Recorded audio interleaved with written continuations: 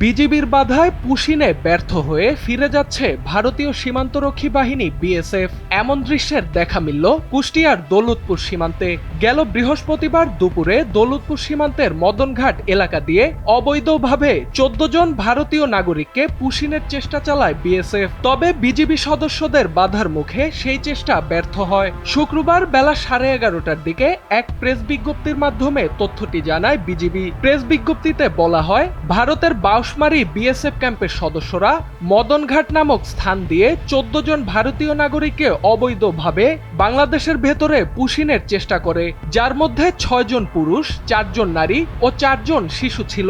এ সময় রামকৃষ্ণপুর বিওপি টহল সদস্যদের তৎপরতা এবং বাধার মুখে পুশিনে ব্যর্থ হয় বিএসএফ। RICL TMX, যুগের পর যুগ স্থাপনা থাকে মজবুত। এরপর ক্রমাগত ওই নাগরিকদের পুশিনের চেষ্টা চালায় বিএসএফ জওয়ানরা। বিষয়টি আঁচ করতে পেরে বিজিবি টহল দল শূন্যরেখা বরাবর টহল তৎপরতা আরো জোরদার করে।